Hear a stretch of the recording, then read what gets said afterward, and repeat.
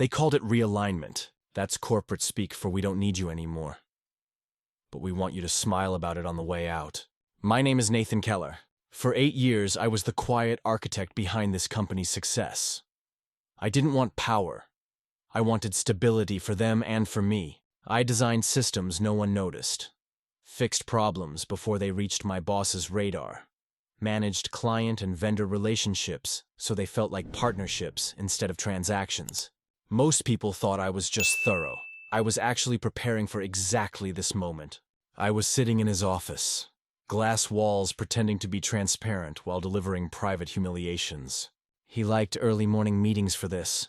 Thought people were easier to corner before they'd finished their coffee. He opened a sleek black folder like he was about to read scripture, and slid a single sheet of paper across his polished desk. Nathan, he began using his best concerned manager voice. We need to have an honest conversation about realignment. I didn't reach for the paper right away.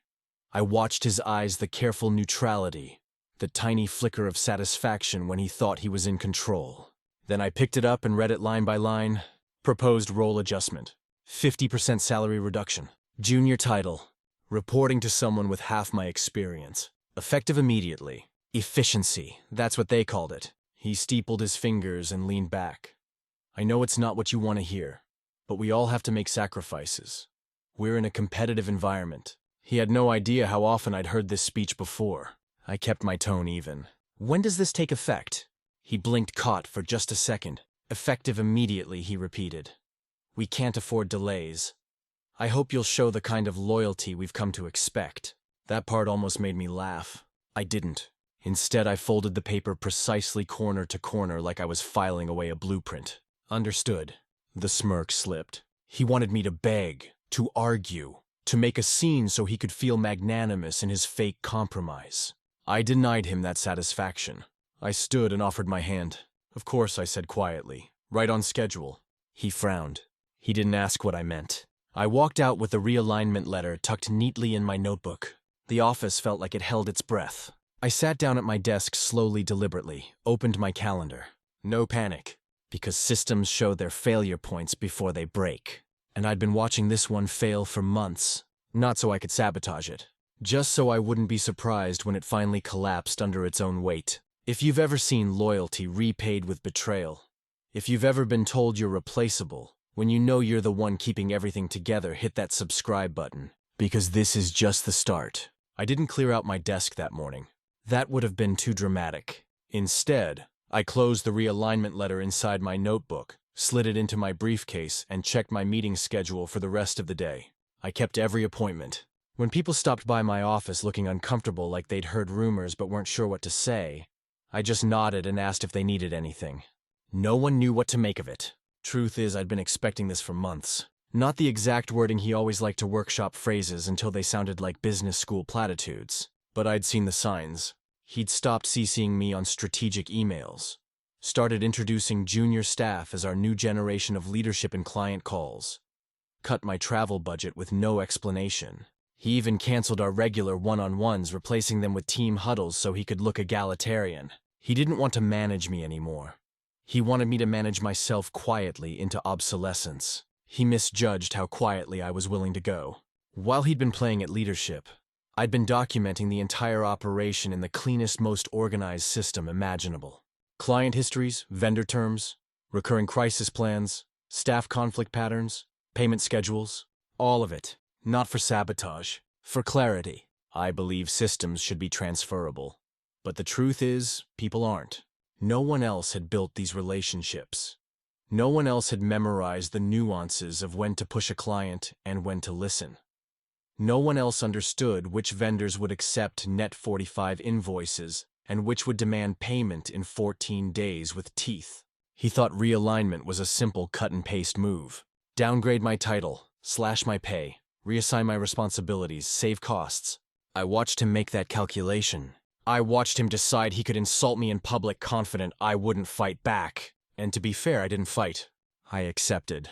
I accepted because the fight had already happened. It just wasn't the kind of fight he understood. He liked visible dominance debates in meetings, grandstanding, outmaneuvering people in front of witnesses. I didn't bother with any of that. I designed the system so thoroughly that if I ever stopped holding it together, it would reveal exactly how fragile it really was. Not sabotage, just gravity. That's why I didn't protest. When he handed me the realignment letter, I read every word, carefully folded it with precision, and walked out. Because I'd already decided months ago that if he made this move, I would let the system test itself without me. It's funny. He thought my silence that morning meant surrender, but it was just the sound of me letting go. I left work at exactly 5:00 p.m. that day. No tantrums, no goodbyes, no warning. Just quiet acceptance.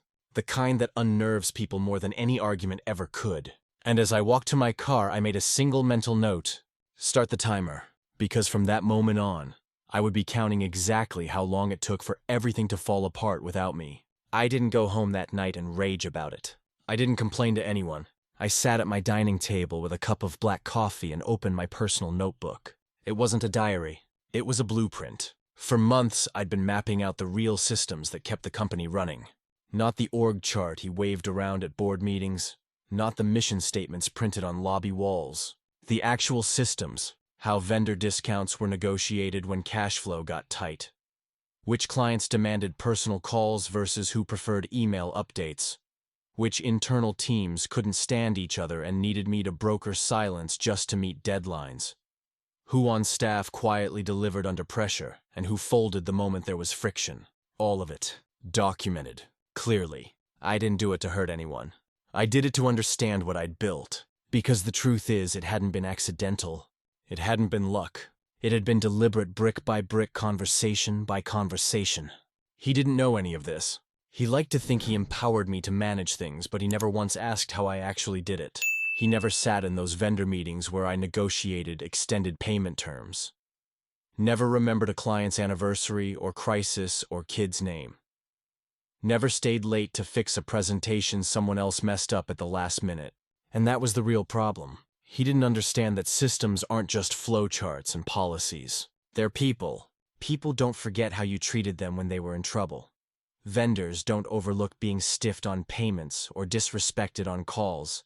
Clients don't stay loyal because of brand promises, they stay because of consistent delivery and personal trust. That's what he was really realigning out of the company. Not my salary, not my title, not even me, really. He was cutting out the entire human infrastructure holding his operation together. I had the details in front of me written in neat bullet points. Names, terms, favors called in, concessions won, conflicts diffused. I'd been managing a living organism. He thought it was a machine that would keep running after pulling me out. That night as I sat there reading my own notes, I felt a strange kind of calm. There wasn't anger, just clarity. Because I realized he hadn't fired me. He'd just disconnected himself from the only person who understood how to keep the company alive. I closed the notebook, finished my coffee, went to bed early. Because tomorrow I knew I'd wake up and keep going in exactly the same quiet, deliberate way. I wouldn't sabotage anything. I'd just stop saving him. And I wondered as I turned out the light, how long before he realized what he'd actually lost? By the next morning, I had a plan. Not a plan for revenge. A plan for withdrawal. Because the most effective way to test a system is to remove the part holding it together and see what collapses first. When I got to the office, I sat down at my desk like it was any other day. I answered emails, followed up on pending invoices, called 2 vendors to confirm delivery timelines. Everything professional, everything documented, everything ready to be handed off. People avoided my eye. They'd heard. I watched them whisper in corners, glance at me, then look away. They didn't understand yet that this wasn't the explosion they expected. I didn't need drama. I only needed distance. He never checked in on me that day. No surprise. Once he signed the realignment letter, I wasn't his concern anymore. He thought I'd quietly take the demotion and keep working just as hard. Or that I'd leave in a huff, give him an excuse to say I was unstable, unprofessional. Either option worked for him. But I chose neither. I chose to execute the offboarding plan I'd been refining for months. I opened my personal notebook and started building the transition packet. Project outlines with contacts and next steps. Vendor agreements with critical terms highlighted. Client communications with all promises and issues neatly flagged. Because I wasn't going to leave them nothing. That would be sabotage. I'd leave them exactly what they asked for. Information. But you can't transfer trust. You can't document 8 years of calls at midnight to fix a vendor crisis. or knowing when a client's spouse was in the hospital, or remembering that a vendor's payment terms were a handshake deal you'd honored for years. They thought they could pay me half and get the same value. They were about to learn the difference between cost and worth. Around 10:30, my phone buzzed. It was Jameson, owner of our primary print vendor. He didn't know about the demotion yet. Nathan got a rush order this week. Think you can push it through? I paused, not because I didn't want to help, but because helping him now would mean papering over the system's failure one more time. I glanced at my notebook. The realignment letter sat neatly tucked inside. Jameson, I said evenly. You'll need to coordinate that through the new manager. I'm transitioning my role. Silence on the line. He wasn't used to hearing that from me. Is everything okay? He asked carefully. I smiled faintly, even though he couldn't see it. It's just business, I said. You'll be fine. He didn't sound convinced. Right, well, let me know if anything changes. We both knew it wouldn't. I logged the call, added a note in the transition file, because I wasn't going to hide anything. If they wanted to run the company without me, I'd give them the data, but I wouldn't give them the relationship. And that day, for the first time in years, I realized how peaceful it felt to let someone else take the late-night crisis calls. I didn't go looking for an exit. It came looking for me. It started a few months earlier, quietly, the way important things often do. A lunch with an old colleague at a place neither of us really liked, picked precisely because no one from our company ever went there. He didn't mince words. Nathan, you know they're consolidating leadership, right? You're on the list. I just sipped my coffee. He shook his head. They're not replacing you. They're eliminating you. The title stays, the salary drops, the work doubles, and they hope you're too loyal to quit. I didn't argue, because he was right. That lunch was the reason I'd started really documenting things. Not just to do my job, to know what was mine. Which clients trusted me, not the brand. Which vendors negotiated with me personally because I paid on time. Which internal teams asked for my input before making decisions they couldn't afford to get wrong. I spent weeks quietly mapping the real shape of the company. Not the one on the org chart, the one that actually worked. And then 3 weeks before the realignment letter landed on my desk, I got an email. It was polite, professional, short. Nathan, we've been following your work for some time. I'd love to discuss an opportunity. A. Ellis. A. Ellis was the founder of a mid-sized competitor. I'd met them once at a vendor expo. They remembered. We scheduled coffee. They didn't pitch me a job. They pitched me a partnership. Look, Ellis said, leaning forward over chipped formica. Your company is dying from the inside. Everyone knows it. But you're not the problem. You're the only reason it's lasted this long. I didn't reply. They kept going. I don't need another employee. I need a partner. Someone who knows how to keep people at the table when things get tough. Someone who knows that trust isn't a line item. I told them I needed time. They respected that. They didn't follow up. They didn't push. They didn't know about the realignment letter. They didn't have to, because the day I folded that letter and put it in my notebook, I knew exactly what my answer would be. I went home after work that night and opened my personal email. Drafted 2 sentences. A. Ellis, I'm in. When do we start? They replied within the hour. Monday. I didn't smile reading it. I didn't pump my fist or pop champagne. I just felt a steady, even relief, because leaving wasn't the plan. But once he made it clear he didn't want me, I saw no reason to keep saving him from himself. And as I shut down my laptop that night, I thought, if he wanted to see how much I was really worth, he was about to find out. The next morning, I didn't change my routine. I got up at the same time, had the same coffee, drove the same route. Because if you're going to remove yourself from the system you built, you do it carefully, deliberately. I walked into the office and greeted the receptionist like always. No one knew anything had changed. That was the point. At my desk, I opened my personal notebook one last time. Inside was my resignation letter. I'd written it weeks ago. Not out of anger, out of precision. 2 paragraphs. No accusations, no explanations. Just the required 2 weeks' notice. I read it once more, checking for any hint of emotion. There wasn't any. At 9:00 exactly, I stood up and walked to HR. They were surprised to see me. Surprised when I handed them the letter. Even more surprised at the date. 2 weeks, Nathan. Is this because of the realignment? I kept my voice calm. I'm simply fulfilling my contract. They shifted uncomfortably. Should we talk to him about reconsidering? I shook my head. No. That was the entire conversation. I walked back to my desk and started my transition plan. Every client file, every vendor agreement, every internal process doc. I wasn't going to sabotage anything. I was going to make sure there was no question about what I'd done and what they'd lose. By lunch, word had spread. Coworkers came by pretending to ask questions about projects. What they really wanted to know was why. I didn't offer an explanation, just clear professional handoffs. No emotion, no gossip, just the clean dismantling of my own role. Around 3:00, I got an email from him. "Nathan, I heard about your resignation. Let's discuss before EOD. I didn't reply. I didn't go to his office. I wasn't obligated to explain my exit to the man who'd orchestrated it. By 5:00 p.m., I shut down my computer and walked out. Not a single slammed door, not a single raised voice, no goodbye speech. Just quiet, because I understood something he never did. Leaving isn't the end. It's the removal of support. It's letting the structure test itself without you. If you've ever had to walk away from something toxic, if you've ever realized your loyalty was being traded for convenience, hit that subscribe button. Because sometimes the hardest, most strategic thing you can do is simply leave. And as I drove home that night, I thought, now we see what happens next. My final 2 weeks weren't dramatic.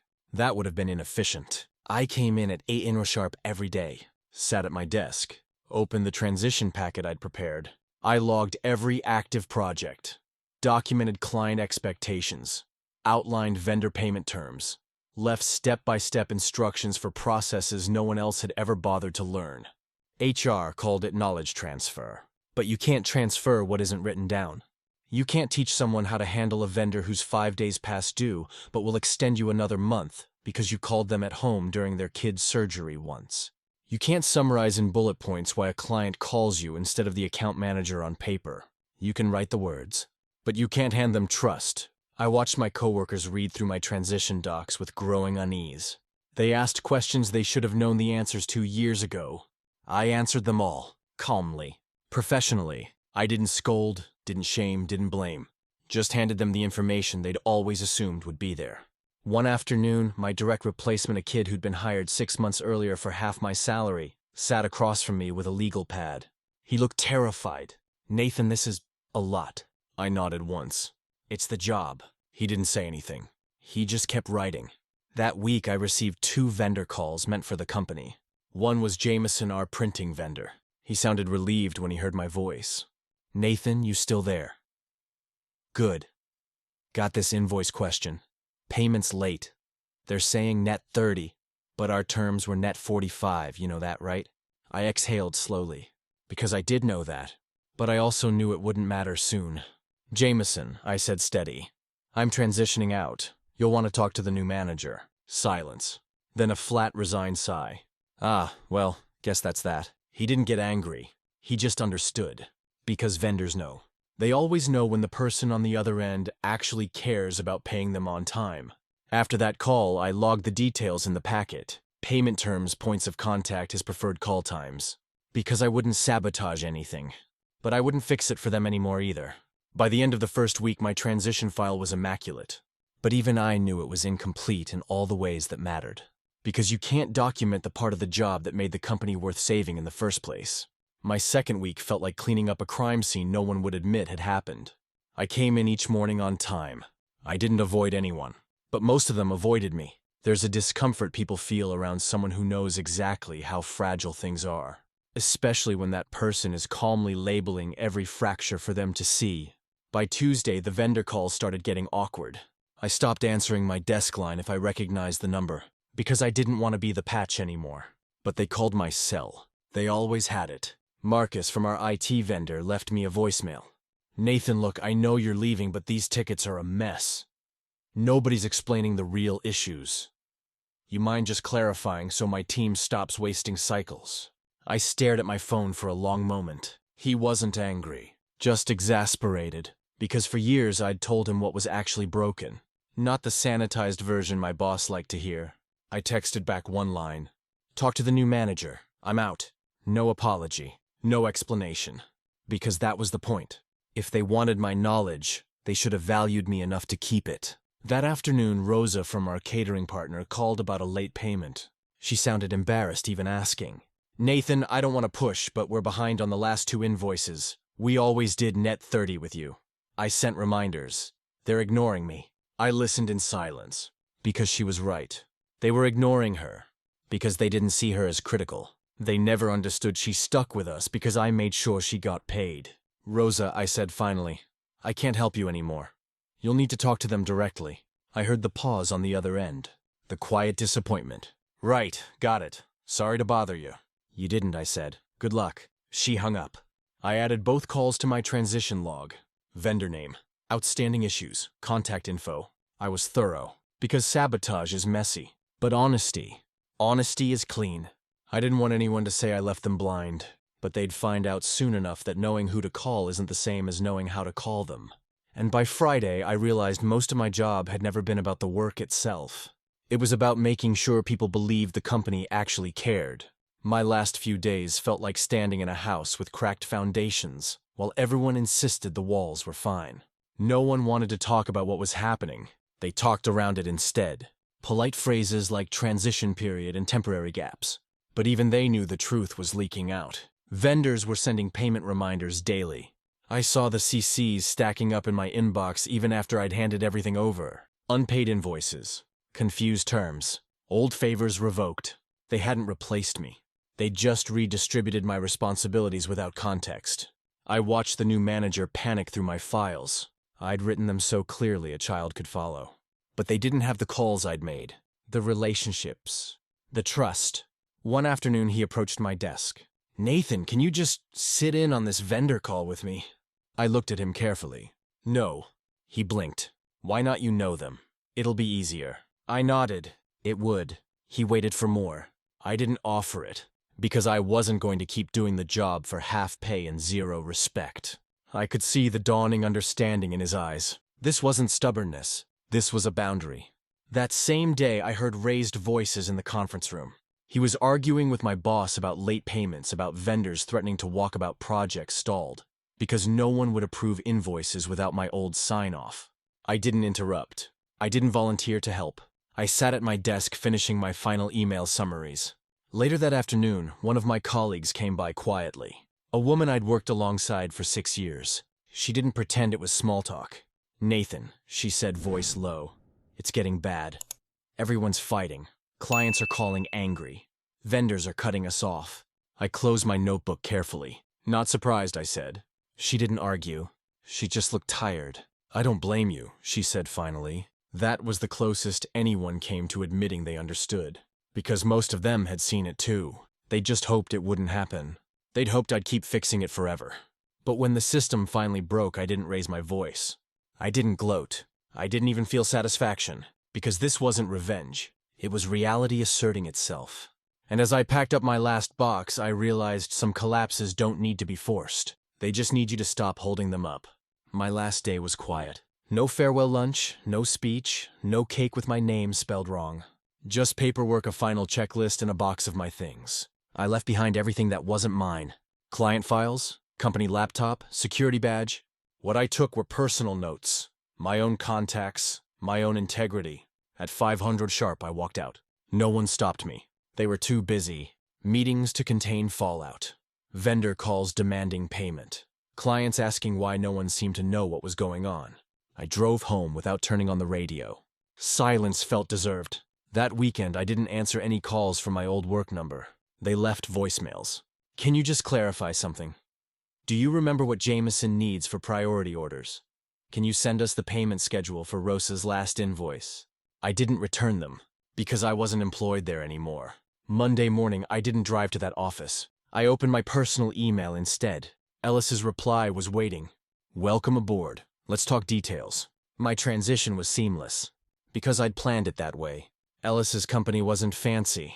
No massive glass lobby, no inspirational posters about synergy, just honest work. And a partner who understood that relationships weren't an accessory, they were the business.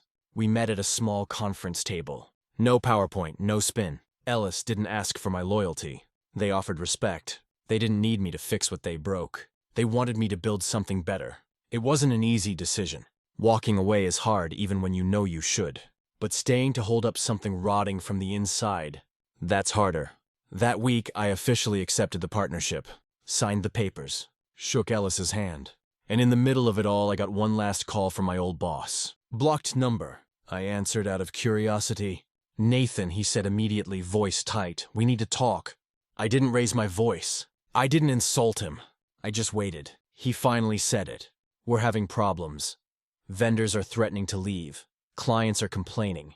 The new manager is overwhelmed. I stayed silent. He kept going. I think you should reconsider. Maybe we can work something out. I exhaled slowly, because I understood exactly what he was really saying. Come back and fix it. I kept my voice even. No. He sounded surprised. What do you mean, no? I mean, I'm not coming back. He tried again. We can discuss compensation. We can restore your title. I shook my head, even though he couldn't see it. I'm not interested. Silence. Then anger. You're making a mistake. I smiled faintly. Maybe, but it's mine to make. And before he could say anything else, I ended the call. Because sometimes the cleanest way to finish something is to simply stop answering. After I hung up on him, I didn't think about the call again. Because there was nothing left to discuss. I spent my first week at the new company doing exactly what I'd always done best. Listening. Learning. Mapping the real system, not just the org chart, but the people. Ellis didn't hand me a grand plan. They handed me context. They told me which vendors were skeptical. Which clients felt burned by other agencies. Which internal teams didn't talk because of old grudges. And they asked me one question no one at my old company ever did.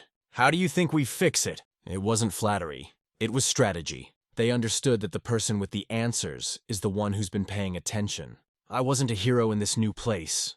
I wasn't a savior. I was a partner. Which meant I didn't have to fix everything alone. Meanwhile, word started coming in about my old company. Not rumors. Just quiet confirmations. Janet, one of our biggest former clients, emailed me personally. Nathan, congratulations on the new role. Are you accepting new accounts? Because honestly, it's chaos over there. They don't know our history. They don't even know what they promised us last quarter. I didn't poach her. I didn't offer discounts or incentives. I just replied, happy to schedule a conversation if you'd like. A week later, Morrison Tech's CEO called me. He'd found my number through a mutual contact. He was polite but direct. Nathan, I don't know what happened over there, but nobody can tell me anything useful anymore. We need someone who actually understands our business. Again, I didn't pitch. I didn't trash my old employer. I just listened. Because the truth is, you don't have to recruit clients who already want to leave. You just have to give them somewhere better to go. Even vendors reached out. Jameson called Ellis directly. If Nathan's handling your print work, we're in. We know he pays on time and doesn't play games. It was never about loyalty to the brand. It was about loyalty to relationships. Ellis saw it happening in real time. Watched accounts migrate without any hard sell. One day over coffee, they asked me straight, do you feel bad about it? I thought for a second. No, because I hadn't taken anything. I'd simply stopped holding it up. And now those same people were choosing where they actually wanted to be. Because when you stop pretending you're replaceable, you find out who really valued you all along. It's been over a year now. The calls from my old company stopped months ago. Not because they figured it out, but because they gave up trying. I heard they restructured 3 times. Brought in consultants. Fired the manager who replaced me. Didn't matter. They kept trying to solve a people problem with policy. Vendors cut terms to cash on delivery. Clients drifted away quietly, no big announcements. Staff turnover climbed until the core team was gone. I didn't celebrate. I didn't toast their failure. Because watching something you built fall apart doesn't feel like victory. It just feels honest. Ellis's company, though, our company now, didn't explode overnight. We didn't triple revenue in a quarter. What we did was simpler. We kept our promises. We called vendors back. We remembered clients' names. We listened. When problems came up, no one hid them. Because people only hide problems when they're afraid of being blamed. We made sure they weren't. We didn't win business by undercutting prices. We won it because when something went wrong, they called us first. That's the part my old boss never understood. He thought trust was a given. He didn't realize it was a daily choice. The last thing I left behind in that old office was my key card. Dropped it on the desk. No note. No speech. Just the quiet certainty that I wasn't coming back to save them. Because at some point you have to stop proving your worth to people determined not to see it. You have to prove it to yourself instead. Today we're not a giant agency. We're just the one people know will pick up the phone at 2:10 a.m. if they need help. That's enough. Jameson still calls me directly. Rose's catering company is our default for every event. Janet moved her entire account to us without negotiation. Morrison Tech's CEO now sends me Christmas cards with a handwritten note. Those relationships weren't stolen. They were earned. And if you're wondering if my old boss ever tried to call again, he didn't. Word got around. About what happened. About why it happened. Because in the end, he didn't lose his company because I sabotaged it. He lost it because he didn't know how to keep it alive without me. If you've ever been the person holding everything together without recognition, if you've ever realized leaving was the most honest thing you could do, hit that subscribe button.